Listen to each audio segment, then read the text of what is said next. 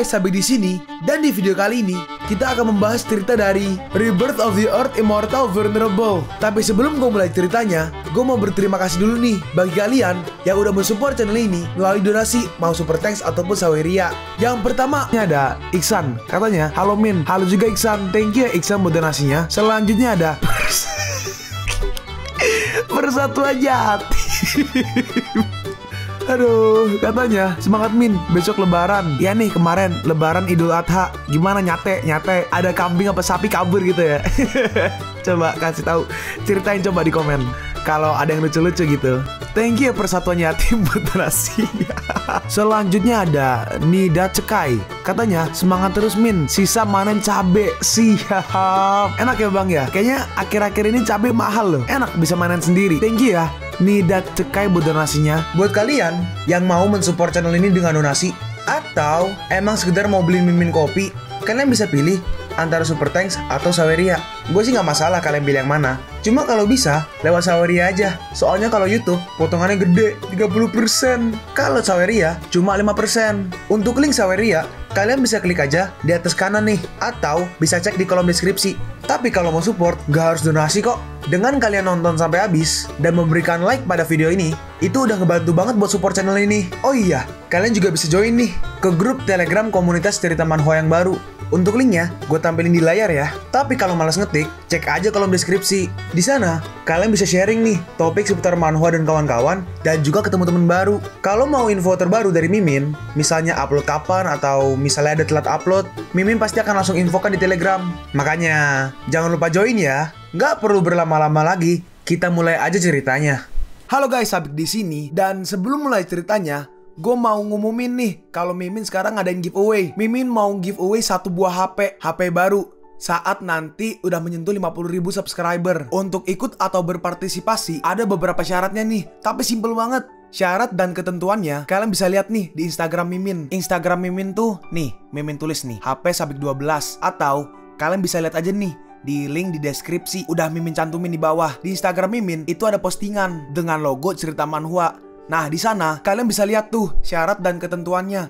Gak susah kok, syaratnya simple banget. Gak pakai ribet, gak pakai susah. 2 menit selesai. Pemenangnya akan Mimin umumin saat udah menyentuh 50.000 subscriber. Tunggu apa lagi? Makanya yuk, buruan subscribe biar cepet-cepet giveaway-nya. Nanti bakal ada giveaway terus kok, tenang aja. Oke, segitu aja, kita lanjut ke ceritanya. Kita bisa kalah dari pertarungan ini jika kita tidak mengaktifkan formasi 9 bintang. Tetua yang berkata, kita nggak punya pilihan lain. Iya, formasi 9 bintang, aktifkan. Itu jurus formasi 9 bintang. Tebaslah. Chunmo mencoba menahannya.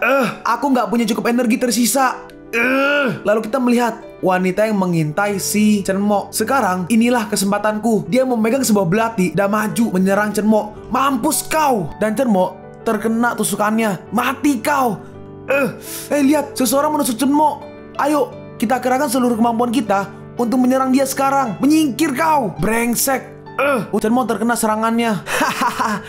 Chunmo langsung terkena serangan. Ayo, kita bunuh dia. Mampus kau. Sekarang ini adalah kesempatan emas untuk mengalahkan dia. Dalam hati wanita ini, orang-orang ini bisa menyelesaikan hal ini jika dia bisa bertahan. Tapi jika dia memiliki tipuan yang dia sembunyikan, tiba-tiba, apa yang terjadi? Dia bangkit lagi. Kita melihat Chunmo berubah warna rambutnya. Berarti dia udah serius. Bagaimana bisa? Dia tiba-tiba menjadi mengerikan. Tiba-tiba tubuh dan jiwaku gemetaran. Lalu Chunmo menggunakan skill Heaven Desolator. Dan mereka semua, ini kenapa? Aku nggak bisa bergerak sama sekali. Ada yang aneh dengan tubuhku. Lalu satu persatu, tubuhku. Mereka semua mulai disperse, bukan disperse, pelan-pelan mulai menghilang lah, menjadi debu.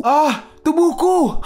Sialan. Master Chen, kami mohon ampuni kami. Dalam hati wanita ini, aku nggak bisa bergerak juga. Bisa-bisa aku berubah menjadi debu jika aku nggak kabur sekarang. Aku nggak ada pilihan lain, tapi aku harus memakai jurus itu. Wahai benih jiwa kedua, bawa aku pergi dari sini. Dia pun langsung kabur. Dalam hati Chunmo, dia memiliki benih jiwa. Siapa wanita ini?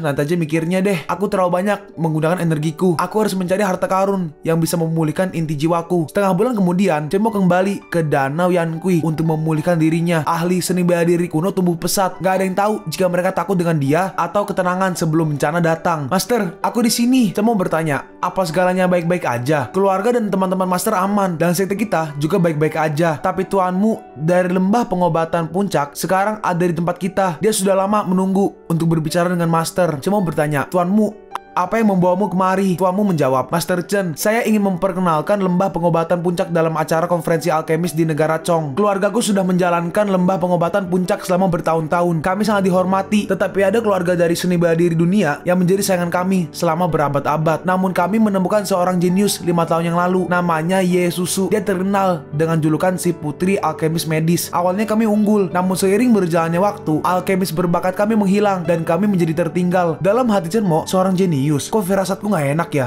Lagian, aku akan bertemu dengan orang ini ketika aku menghancurkan lembah pengobatan puncak. Di sini kita melihat sebuah buku. Gue nggak tahu ini bukunya penting apa cuma pajangan. Tuanmu berkata, dalam konferensi alkemis terakhir, Ye Susu menerima tawaran sekte ramuan ajaib dari keluarga dan mengkhianati kami. Dia mencuri buku besar obat unggulan kami. Harta benda kami yang paling berharga hilang dan diambil oleh mereka. Sekarang konferensi 3 tahunan itu hadir kembali. Saya harap Master bisa merebut kembali buku besar obat unggulan dari sekte ramuan ajaib itu untuk kami. Baiklah, aku akan lakukan untukmu. Dalam hati Chen Mo, toh semua aset lembah pengobatan puncak adalah milikku. Gak ada satupun yang boleh mengambilnya dariku. Lalu 5 hari kemudian di perkebunan Vermilion, Chen Mo berkata, aku bisa merasakan energi spiritual di sini. Tuanmu berkata, Master benar, gerbangnya akan terbuka jika seorang alkemis memberikan cahaya pada tungku itu dengan api yang terbuat dari energi chi mereka menyala. Pintunya pun terbuka. Mari masuk. Konferensi ini juga termasuk pasar terbesar bagi alkemis. Kita bisa melihat-lihat dulu. Konferensinya secara resmi dimulai besok. Kurasa ada barang bagus di sebelah sana. Dalam hati Chen Mo, aku nggak perlu berkeliling. Aku tinggal mengaktifkan indraku secara bebas untuk melihat energi yang aktif.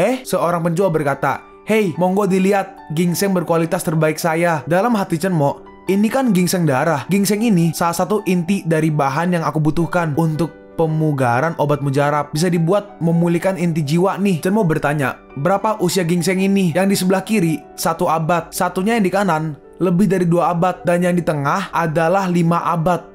Chen Mo bertanya, berapa harganya untuk ginseng yang 2 abad? Tuamu berkata, Master Chen, kita kesini untuk berdagang. Chen Mo melanjutkan, aku akan beli ginseng itu dengan obat mujarab berkualitas terbaikku. Gimana? Master Chen, Anda membuat kesalahan. Ginseng itu nggak ada harganya meskipun dia berikan semua ginsengnya. Chen Mo merespon, nggak apa-apa. Lagian aku nggak butuh kok. Lebih baik dijual untuk hal yang berguna. Iya kan? Silahkan ambil semua yang Anda mau. Dalam hati si penjual, dasar manusia boros. Aku dapat hoki nih. Chen Mo berkata, aku akan ambil semua ginseng yang berumur 2 abad deh. Lalu tiba-tiba, Tuan, tunggu sebentar. Aku ambil semua ginseng ini. Si penjual berkata, Tuanku, Anda terlambat. Ginseng yang berumur 2 abad sudah ludes dibeli. Tuanku bertanya, oh ya guys, kalau yang tadi yang rambut ungu tuh tuanmu. Namanya Mu. Tuanmu. Sedangkan tuanku itu bukan dipanggil tuanku, tapi tuan spasi GU. Namanya GU. Dibaca ku. Si penjual berkata, Tuanku, Anda terlambat. Ginseng yang berumur 2 abad sudah ludes dibeli. Tuanku bertanya, apa itu kau yang menjual semua ginseng itu pada dia? Untuk apa dia membelinya? Aku beri 2 kali lipat deh. Dalam hati Chen Mo, orang ini pasti tahu nilai dari ginseng darah ini. Si penjual menunjukkan obat mujarabnya. Tuanku, saya tidak berani membantah Anda, tapi dia menjual obat mujarab terbaik ini. Saya bersedia menjualnya kepada Anda jika Anda memberi saya ramuan dengan nilai yang sama, apalagi 2 kali lipat. Obat mujarab berkualitas terbaik. Nah, siapa kau? Emang apa pedulimu, ha? Pergi sono. Apa ini pertama kalinya kau ada di sini? Apa kau tahu siapa aku, ha? Aku Kulan, pemimpin selanjutnya dari sekte ramuan ajaib. Aku ambil ginseng ini untukku. Chen Mo membalas, ganggu banget sih. Pergi deh sana. Lalu gak lama setelah itu, seorang wanita datang. Oh, Anda di sini rupanya. Tuan muda, apa yang sedang terjadi? Kita melihat seorang wanita berambut pirang. Kulan berkata,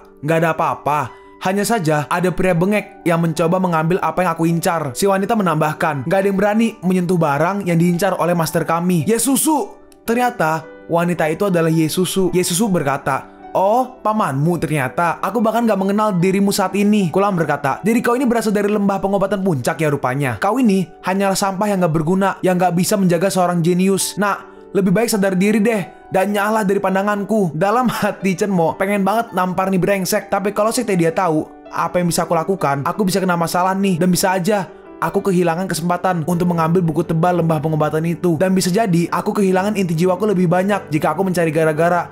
Jadi galau deh mikirnya. Lalu tiba-tiba, ayolah, dia kan udah mengambilnya, tapi kok masih aja mau mengambil ginseng itu darinya? Yang bener aja nih. Kita melihat seorang wanita berambut hijau kepang mencoba meleraikan mereka berdua. Chen Mo berkata, aku nggak tahu siapa kau. Kenapa kau ikut campur? Si wanita merespon, kau ini orangnya bodoh ya. Namaku Chiang Yue Chao. Sekarang kau tahu siapa aku. Senang bertemu denganmu, Chiang Yue Chao. Wah, dia imut sekali. Kulan berkata, Nona Chiang, boleh tahu siapa nama keluargamu? Kenapa kau datang ke konferensi alkemis sendirian? Chiang Yuecho membalas, apa kau mencoba untuk melihat asal-usul keluargaku? Hah? Ye Susu berkata, Tuan muda, udah biarkan aja. Jika tidak, nanti Tuan bisa dituduh karena bersikap gak sopan terhadap wanita.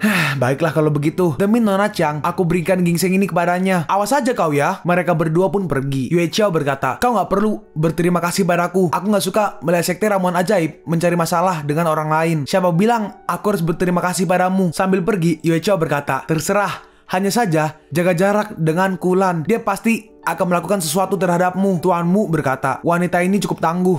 Cemo berkata, dia adalah Master Realm lapis baja di usianya yang masih muda. Aku yakin dia bukan orang biasa. Ya udah deh, lupakan dia. Kita ambil semua ginseng ini dan lanjutkan jalan-jalannya. Dalam hati Chenmo, setelah itu, aku mendapatkan herbal yang berharga. Sekarang aku hanya membutuhkan 1 atau 2 bahan untuk membuat ramuan pemulihan yang dapat memulihkan bagian inti jiwaku. Di hari berikutnya, jayalah sekte obat mujarab. Jayalah para alkemis medis. Orang ini adalah sang pembawa acara, ketua dari sekte ramuan ajaib. Selamat datang di perkumpulan 3 tahunan para alkemis medis. Tuanmu berkata, dasar orang gak tahu malu. Dia bukan yang merencanakan acara ini, tapi dia berlagak bahwa dialah yang memiliki tempat ini. Si ketua sekte berkata, saya dengan ini mengumumkan konferensi alkemis ke-37 dimulai. Aturannya masih sama seperti dulu. Mari kita mulai dengan 3 tes. Tes yang pertama adalah api anugerah. Tuanmu menjelaskan, seseorang harus lolos ke 3 tes tersebut sebelum menantang sekte ramuan ajaib. Kendi ini dibuat dari bahan khusus. Tes pertama adalah kau harus mengisi kendi itu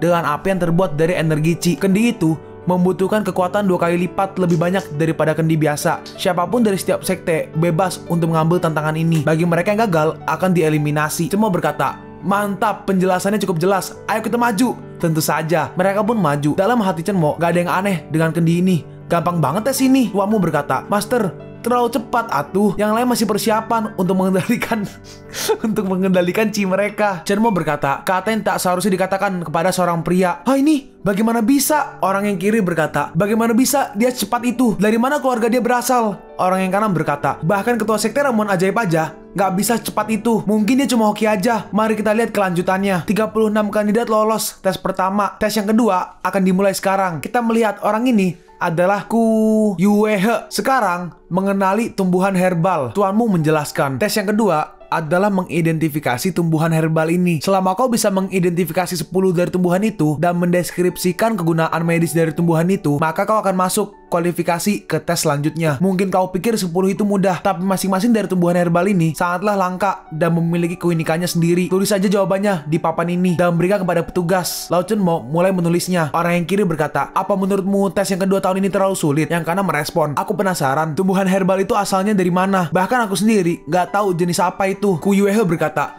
banyak orang lolos tes di tahun lalu. Aku menaikkan tingkat kesulitannya, jadi hanya mereka yang berbakat aja yang bisa melakukannya. Yang kanan berkata, heleh, dia sengaja melakukannya. Tapi aku yakin deh, dia takut jika ada yang menantangnya. Dalam hati tuanmu, meskipun aku sudah menghabiskan seumur hidupku mempelajari tentang pengobatan, aku masih aja sulit mengidentifikasi tumbuhan herbal ini. Tes ini begitu sulit. Lao Chenmo berkata, nih, aku udah selesai. Hah? Chenmo? Seseorang berkata, tes yang kedua baru aja dimulai, tapi dia udah menyerah. Tuh kan, apa aku bilang tentang dia?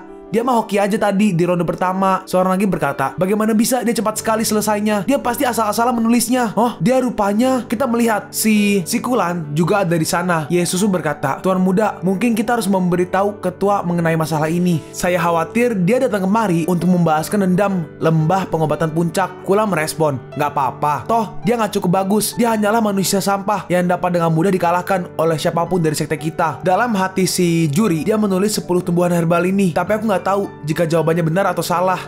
Kok gitu jadi juri? Nggak tahu apa-apa jadi juri tuh gimana? Sini, berikan aku lembar jawabannya. Para juri, mari kita lihat jawabannya dan lihat apakah dia benar atau salah. Nomor 1, rumput surga kuning. Dia benar dengan kegunaannya. Selanjutnya benar. Aku tahu ini dia benar juga. Hah, dia menulis semua jawaban dengan benar. Apakah dia seorang jenius? Mari kita lihat apa yang akan dilakukannya di tes yang ketiga. Tuanmu pun menyerahkan lembar jawabannya. Udah kayak ulangan. Ini harusnya kau bisa menjawab tes di ronde ini. Bagi mereka yang lolos di tes kedua, mohon persiapkan diri kalian untuk tes yang terakhir, mengendalikan api. Tuanmu menjelaskan. Tes terakhir adalah mengikuti perintah saat mengendalikan api. Sinyal warna merah artinya api besar, sementara sinyal warna hitam artinya api kecil. Bagi para peserta yang lama dalam mengendalikan apinya lebih dari 3 detik, maka akan dieliminasi. Tes yang ketiga adalah mengendalikan api. Ikuti arahan dari bendera ini. Mari kita mulai. Tuanmu berkata, tahan kendi ini dengan kedua tanganmu seperti ini. Dan perhatikan aba-aba yang akan disampaikan oleh dia. Bendera merah, besar. Bendera hitam, kecil. Bendera merah, bendera hitam. Waduh, gawat. Aku gagal. Aku juga gagal. Dalam hati, cermok sih harusnya. Jika dilihat, tes ini untuk menguji reaksi cepat para alkemis. Tapi sebenarnya tujuan dari tes ini adalah untuk fondasi mereka. Bagi energi mereka yang terkuras, maka api mereka akan menjadi kecil dan gagal di tes ini. Tuanmu berkata, tes ketiga selesai sudah. Cermok, kau boleh menantang para juri dan pembawa acara. Kalau kau memenangkannya, kau boleh mengambil posisi mereka sebagai juri atau pembawa acara. Nantinya, kau akan mendapatkan hadiah juga. Cermok berkata, buku tebal lembah pengobatan puncak. Hanya benda itu yang aku incar. Apakah Ku Yuehe menerima tantanganku dan mau mempertaruhkan buku itu? Dia nggak punya pilihan lain atau reputasi sektenya akan hancur. Cermok berkata, ide bagus tuh. Ku Yuehe berkata, anak muda, apa kau ingin menantang kami? Mana juri yang ada di belakangku yang ingin kau tantang? Cermok merespon, aku ingin menantang kau, Ku Yuehe. Seseorang berkata, semua orang tahu kalau Ku Yuehe adalah alkemis terbaik. Gak waras nih anak. Yuehe berkata, nah, aku adalah pemimpin dari sekte ramuan ajaib. Ku Yuehe, apa kau yakin menantangku? Cermok membalas, ya iyalah, sekalian aku ingin kau bertaruh kitab pengobatan puncak itu. Yuehe merespon, tentu, aku setuju. Tapi gimana jika aku menang? Apa yang akan kau beri? Aku akan bertaruh dengan obat mujarab ini dan resepnya sekalian. Gimana? Dalam hati Yuehe, obat mujarab itu lebih bernilai dari kitab itu. Lalu tiba-tiba, tunggu dulu, kau nggak layak menantang seseorang seperti ayahku. Tiba-tiba Kulan maju dan memotong. Dia berkata, ayah, ada yang aneh dari bocah ini. Biar aku yang menjadi lawannya. Tetap awasi aja semua tindakannya. Ayah bisa bertaruh dengannya jika ayah bisa mengalahkannya. Yuehe merespon, ayah mengerti. Kulan melanjutkan, kau boleh menantang ayahku setelah mengalahkanku. Tuanmu berkata, siapapun yang lolos semua tes memiliki hak untuk menantang siapapun, mau juri atau orang lain di pertandingan ini. Kenapa peraturannya berubah? Kenapa ayahku harus repot-repot menerima tantangan tuh bocah kalau dia nggak bisa mengalahkanku? Cermok membalas, siapa takut akan kuturuti semua permainannya. Kuy, mulai. Seseorang berkata, aku belum pernah melihat siapapun yang berani menantang sekte obat mujarab selama bertahun-tahun. Seorang lagi menambahkan, kurasa dia bukan tandingannya. Alkemis obat mujarab dan lolos semua tes itu beda. Ya benar, Kulan adalah pemimpin selanjutnya sekte obat mujarab. Dia sangat bertalenta. Ye Susu berkata, pamanmu dari mana? Paman dapat murid seperti dia. Hah, Ye Susu, aku nggak akan mengatakan apapun informasi tentang dia. Dan juga kau akan menyesali semua perbuatan yang telah kau lakukan. Sekarang kita ke pertandingannya. Kau akan diberi setengah jam untuk meracik obat yang bisa menghentikan pendarahan dengan bahan yang telah kami sediakan. Kau harus menggunakan kualimu sendiri. Orang yang bisa membuat obat mujarab yang lebih manjur, maka dialah pemenangnya. Dalam hati Kulan, aku sudah melakukan ini sampai ribuan kali. Obat kayak gitu kecil buatku. Lagi pula, aku punya ini untuk membantuku. Hei, itu lihat apa yang Kulan punya. Itu adalah kuali naga api ungu. Benda itu adalah artefak. Nah, di mana kualimu? Nggak punya ya? Alkemis jati sepertiku nggak perlu yang begituan. Yang aku butuhkan hanyalah matahari, bulan, dan bintang untuk memanduku. Lao Cermok hanya menggunakan tangannya. Dia membuat obat dari bahan-bahan itu. Dan seperti itulah aku membuat obat mujarab. Gusti, apa yang aku lihat ini? Apakah dia baru aja membuat obat mujarab hanya dengan udara? Gile bener. Bagaimana bisa dia melakukan itu? Hah? Dia berhasil. Mustahil. Dia menolak segalanya yang aku tahu tentang ilmu pengobatan. Dalam hati Yuehe, aku nggak pernah mendengar hal seperti ini sebelumnya. Obat dia pasti palsu. Tuanmu berkata, cuma dia satu-satunya yang bisa melakukan ini. Sejarah alkemis medis akan ditulis ulang. Dalam hati Ye Susu, gak mungkin hal seperti itu ada di lembah pengobatan puncak. Apa dia menyembunyikannya dariku ketika aku menjadi murid mereka? Ini gak mungkin. Hah? Seseorang berkata, Kulan kalah telak. Dia teralihkan ketika fokus memberikan cinya. Yuehe berkata, anak muda, aku meragukan keaslian obat dari lembah pengobatan puncak. Aku ingin memeriksanya. Monggo, silahkan. Lalu obatnya diberi ke Yuehe. Kulan berkata, ayah, gak ada yang aneh dari obat mujarab terbaik ini. Gak. Aku nggak menerimanya. Bagaimana bisa orang sepertimu membuat obat mujarab terbaik ini dengan begitu cepat? Aku ingin mengetes obat ini. Lalu si Kulan mensayat tangannya sendiri. Lalu dia mengambil obatnya. Dan hanya dengan obatnya, tangannya sembuh. Astaga. Obat ini bisa menyembuhkan lukaku hanya dengan aromanya. Ini bukan obat mujarab biasa, tapi ini adalah satu-satunya obat mujarab legendaris. Aku belum pernah melihat obat mujarab seperti ini sebelumnya. Apa yang terjadi? Bagaimana mungkin? Pemenangnya adalah Cermok dari lembah pengobatan puncak. Cermok berkata, kau sudah sadar? Yuehe merespon, meskipun kau mengalahkan anakku, bukan berarti kau telah mengalahkan sekteku. Aku akan menunjukkanmu seperti apa alkemis sejati itu. Seseorang berkata, dia bisa membuat obat mujarab legendaris. Mungkin dia akan mengalahkan sekte ini. Seorang lagi menambahkan, kau benar, Oh ya, ngomong-ngomong, hebat banget dia bisa membuat Ku Yuehe menerima tantangannya. Syukurlah aku datang di pertemuan alkemis tahun ini. Seorang lagi berkata, lembah pengobatan puncak menang di ronde terakhir. Jadi pemimpin sekte akan menentukan obat apa yang akan dibuat. Ribuan obat mujarab. Seseorang berkata, Tuanku, Anda bisa membuat banyak obat mujarab yang bisa membuat seorang master untuk melampaui Immortal Realm. Seorang lagi berkata, hanya alkemis tingkat Immortal Realm aja yang bisa membuat obat itu. Seorang lagi menambahkan, itu berarti tuanku sudah ada di tingkat Immortal Realm sekarang. Yesusu berkata, gimana tuh? Paman pasti takut kan? Tuanmu membalas, jangan senang dulu, kita lihat dan tunggu aja. Dalam hati tuanmu, Master Chen, Anda pasti bisa kan? Aku yakin itu. Kumohon, jangan mengecewakanku. Nah, kau nggak bisa membuat obat mujarab yang banyak jika kau belum berada di tingkat Immortal Realm. Dalam hati di sini, di tengah-tengah sih, dia punya teksnya, bubble text, tapi menurut Mimin sih Ku Yuehe yang dalam hati ini. Dalam hati Ku Yuehe, menurut Mimin, meskipun kesempatanku untuk menang hanya 1%, aku pasti menjadi pemenang kalau dia menyerah. Semua trikotormu itu gak akan mempan melawanku. Membuat obat mujarab yang banyak itu hal mudah bagiku. Nih, obatnya. Seseorang berkata, dia membuatnya hanya dengan itu. Sungguh keajaiban. Seorang lagi berkata, teknik apa itu? Dia orang yang bertalenta. Hah? Ini benar-benar keajaiban. Aku sungguh beruntung bisa menyaksikan ini di sepanjang hidupku. Hidup Master, hidup Master. Kita melihat semua orang bersujud ke Chen Mo. Hidup Master. Dalam hati Yesusu, brengsek. Lembah pengobatan puncak pasti menyembunyikan ini dariku. Kau menyembunyikan kekuatanmu. Dasar licik. Kau hanya diam saat aku membantumu. Awas aja kau ya, kalau kita bertemu lagi nanti. Chen Mo berkata, apa kau tidak akan mengumumkan pemenangnya? Si juri berkata, baik, tentu saja, tuanku. Saatnya untuk mengetes obat Anda. Bisa kan? Ku Yuehe berkata, hanya alkemis tingkat Immortal Realm aja yang bisa membuat banyak obat mujarab. Tapi dia bisa membuatnya hanya dengan mengayunkan tangannya aja. Bagaimana bisa? Berikan obat mujarab itu. Aku akan menentukan siapa yang akan mencobanya. Juri mengambilnya dan berkata, ini obatnya, siapa yang akan kau pilih? Dalam hati Yuehe, jika benar, siapapun yang mencobanya akan beruntung. Kalian pun sampai di penghujung video ini. Kalian mau tahu lanjutan chapter ini? Atau manhwa menarik lainnya? Makanya, jangan lupa subscribe